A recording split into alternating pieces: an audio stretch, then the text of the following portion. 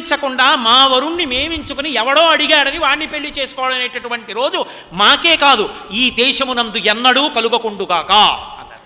అది రామాయణం అంటే. దానికి వారసులం మనం. ప్రేమ అని పేరు చెప్పి చదువుకోవడానికి వెళ్ళి కనపడ్డ వాళ్ళ వెంట పారిపోవడం నేర్పిన జాతి కాదు ఈ జాతి.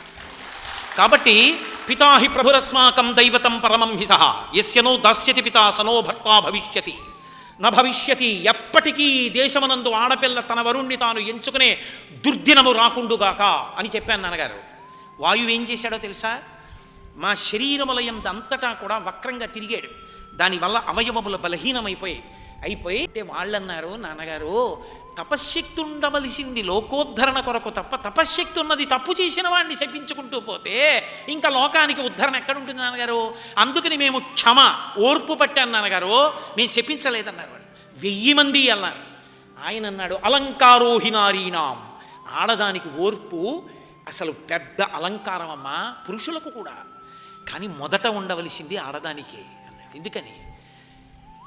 5 పిల్లలు పుడితే మొదటి పిల్లాడికి స్నానం చేయించి 5వ పిల్లాడికి స్నానం చేయించేపటికి మొదటి పిల్లాడు మట్టి వేసుకొచ్చేస్తాడు.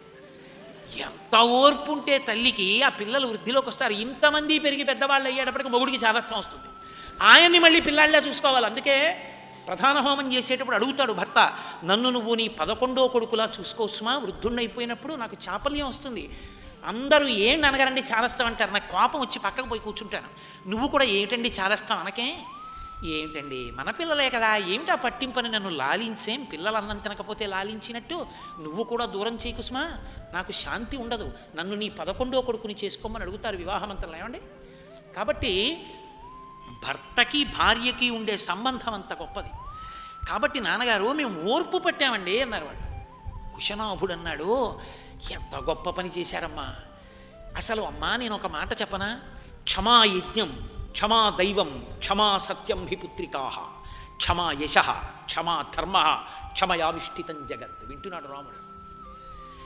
ఎంత శక్తి అయినా ఉండొచ్చమ్మా, ఉందని వాడేయడం గొప్ప కాదమ్మా. ఓర్పు పట్టడం ఉందే అది గొప్పది.